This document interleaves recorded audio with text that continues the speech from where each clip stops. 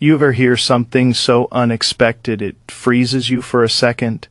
I mean, Judge Judy, the woman known for never holding back, just said something about Islam that no one saw coming, and if you look closely, you'll see many famous personalities have quietly accepted Islam too. Muhammad Ali, Cat Stevens, and more. They didn't just convert randomly, there was a huge reason behind it. So, what's really going on here? Man, when I first heard that, I had to stop and think. Like, Judge Judy, the queen of courtroom sarcasm, talking about Islam? That's not a headline you expect to see on a normal Tuesday morning. But it made me curious, because every time something like that pops up, it's like a reminder that something deeper is happening under the surface. You start seeing these patterns, people from totally different walks of life, fighters, artists, scholars, even billionaires, all quietly gravitating toward this faith that the modern world still doesn't fully understand. It's fascinating. You've got a world where attention spans are shrinking, everything's chaotic, we're constantly being bombarded by information, social media, politics, entertainment, all of it, and somehow, amid all that noise, Islam keeps growing. Not through marketing, not through fancy campaigns. Just word of mouth, heart to heart. That's kind of wild when you think about it.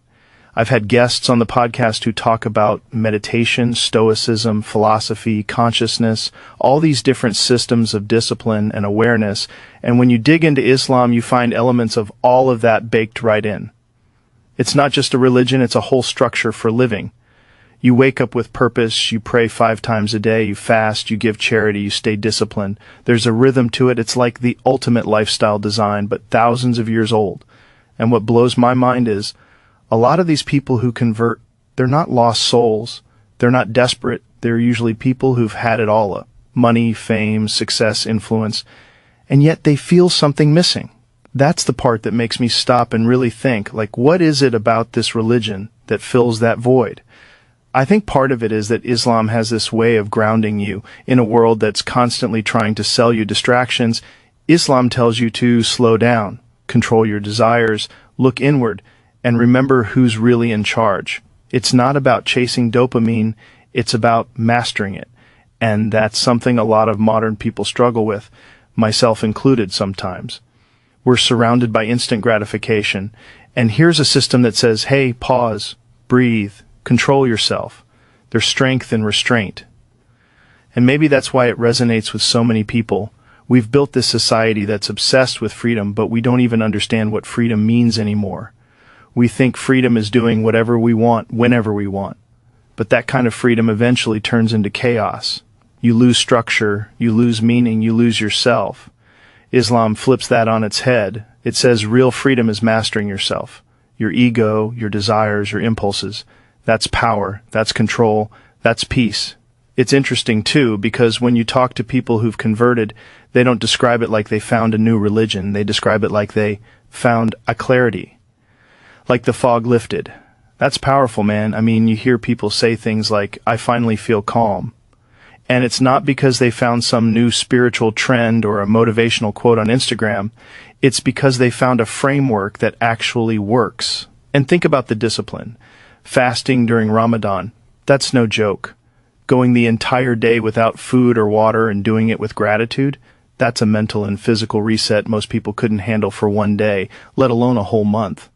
But the people who do it, they come out of it sharper, more grateful, more in tune with themselves. It's like a total system reboot. There's also something deeply humbling about it. In the West, we're raised to be individualistic. Me, my goals, my success. But in Islam, it's not about you all the time. It's about something bigger.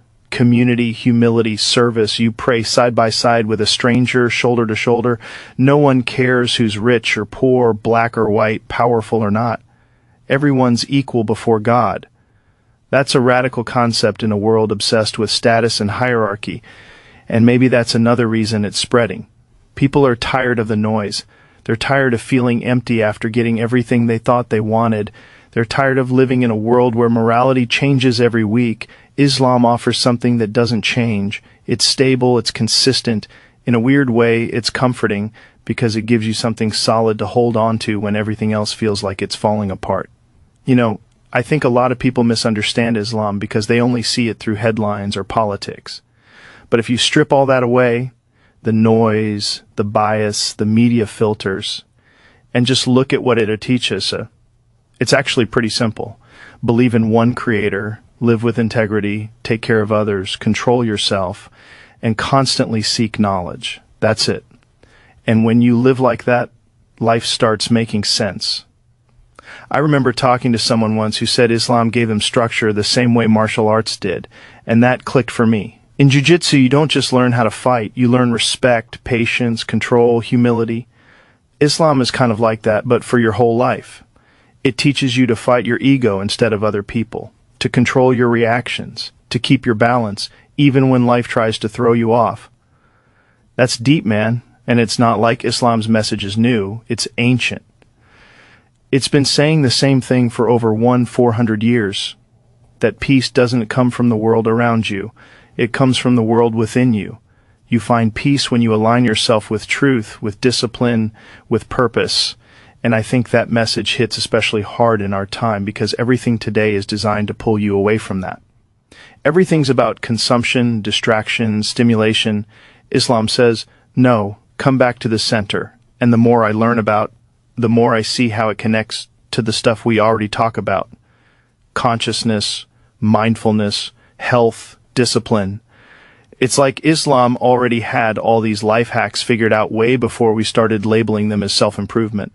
Fasting, gratitude, prayer, charity, community, those are all scientifically proven to make people happier and healthier. Islam just made them daily habits. What's also interesting is that Islam doesn't separate spirituality from real life. You don't go meditate on a mountain and call it enlightenment.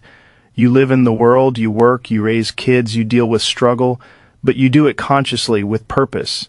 Every act can be worship if your intention's right. That's such a powerful way to look at existence. It gives everything meaning. And maybe that's what people like Muhammad Ali and Cat Stevens saw. They were already at the top of their worlds, but they wanted something deeper. Ali talked about discipline and purpose all the time. He said being a Muslim gave him strength. That wasn't about fame or politics. It was about grounding himself in something eternal. It's kind of poetic, actually.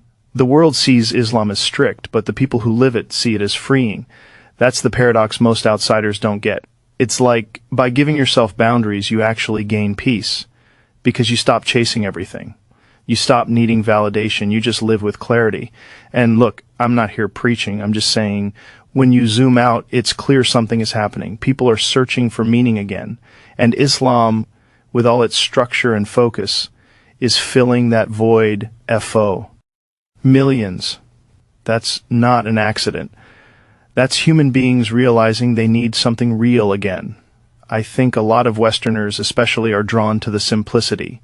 You don't need 10 crystals, 10 gurus, and a 500 meditation retreat. You just need sincerity. You just need to submit not to another person, but to truth. That's the word Islam itself, submission to God. It's not about losing yourself, it's about aligning yourself. And maybe that's what the modern world's missing, alignment. Everyone's chasing freedom, but they're miserable. Everyone's chasing pleasure, but they're empty.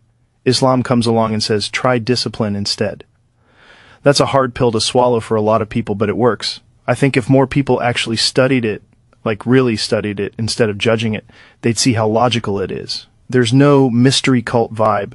It's straightforward. One God, one purpose, one life to get it right, treat people well, take care of your soul. That's not radical, that's common sense. And the crazy part, it's spreading faster now than ever before, even with all the misconceptions out there. That says something.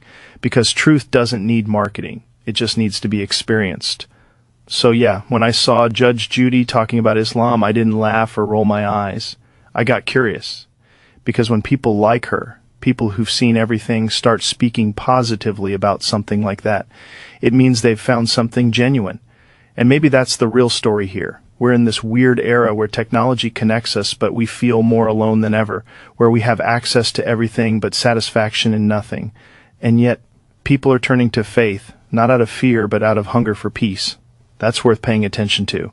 Because maybe, just maybe, The answer isn't in the next app or podcast or self-help guru. Maybe it's in something that's been there all along, something ancient, something simple, something that keeps reminding us, slow down, be grateful, and remember you're not the center of the universe. And if that's what Islam's really about, peace, gratitude, discipline, connection, then I get it, I really do. Because at the end of the day, all of us, whether we meditate, pray, or just try to do the right thing, we're all chasing the same thing, peace of mind. Maybe that's the biggest surprise of all, that in a world spinning faster than ever, the calmest people might just be the ones who decided to kneel, to surrender, and to find strength in something bigger than themselves. And that's not weakness. That's wisdom.